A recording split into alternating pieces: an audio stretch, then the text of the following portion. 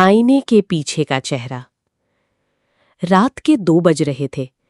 पूरा शहर गहरी नींद में था, लेकिन आर्यन अपने लैपटॉप के स्क्रीन पर झुका हुआ डेडलाइन पूरी करने में लगा था।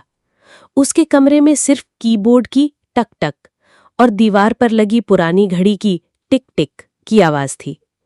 अचानक उसे एक अजीब सी आवाज सुनाई दी, जैसे कोई कांच पर धीरे से उंगली फिरा रहा हो। उसने आवाज की दिशा में देखा।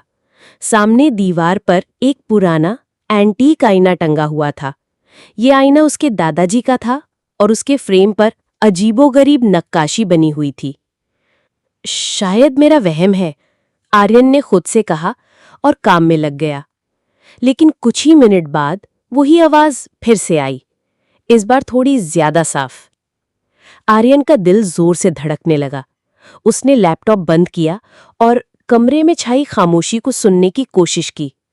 घड़ी की टिक टिक अब कानों में चुभने लगी थी। वो अपनी कुर्सी से उठा और धीरे धीरे उस आईने के पास गया।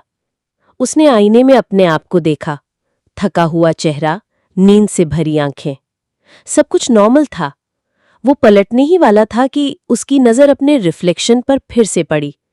उसके रिफ्लेक्शन की आंखों में एक अजीब सी चमक थी जो उसकी नहीं थी, और उसके चेहरे पर एक हल्की सी मुस्कान थी, एक ऐसी मुस्कान जो आर्यन ने कभी नहीं दी थी।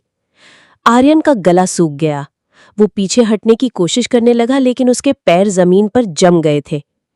तभी आईने के अंदर वाले आर्यन ने अपना सर थोड़ा सा टेढ़ा किया और फिर वो बोला। आवाज आईने के अंदर से आ रही थी, एक अजीब सी घुटी हुई आवाज। इतनी रात तक क्यों जाग रहे हो? आर्यन की चीख निकलनी ही वाली थी कि आईने के अंदर से